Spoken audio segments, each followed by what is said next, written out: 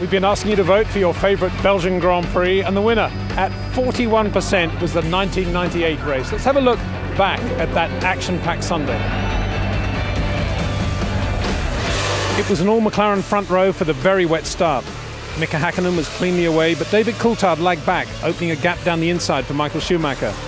DC ran wide out of La Source, and the next instant there was mayhem as Coulthard ran up on the exit curb and spun back into the middle of the pack, triggering a multi-car shunt and eliminating several cars on the spot.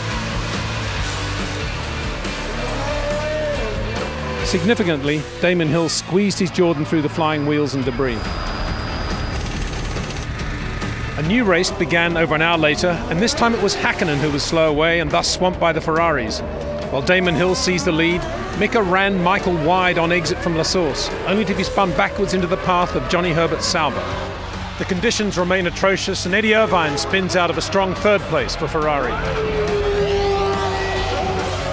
Damon Hill took advantage to lead for Jordan, but Michael Schumacher was in front after 7 laps and seemed destined to score a decisive win. Just after half distance, Coulthard, in more trouble, was about to be lapped by Michael. Jean Todt implored Ron Dennis to ensure that there were no delays, but with DC sticking absolutely to the racing line in order to minimise the effects of spray on the run towards Pouhon, the race leader ploughed unsighted into the back of the McLaren. Michael drove the stricken but astonishingly stable Ferrari back to the pits and immediately stormed to the McLaren garage to confront Coulthard, who was in the process of trying to rejoin the race. As the rain fell heavier late in the race, Giancarlo Fisichella in the Benetton rammed Shinji Nakane's Minardi in an incident reminiscent of the Schumacher-Coulthard shunt.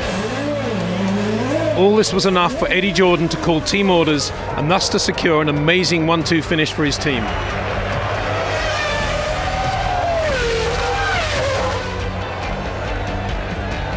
I looked like a complete leprechaun, didn't I? A complete idiot.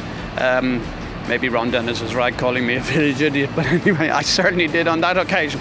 But you know, euphoria, the excitement, it just took over. The reality was that it was a day I shall never ever forget. It was so many things wrapped into those couple of hours, the intrigue, the tension, not believing it could happen, then making sure that the team orders worked because I had to be sure we would finish first and second.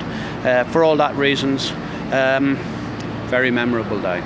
What a race for Damon Hill and the Jordan Formula One team. And now get ready to vote for your favourite Italian Grand Prix.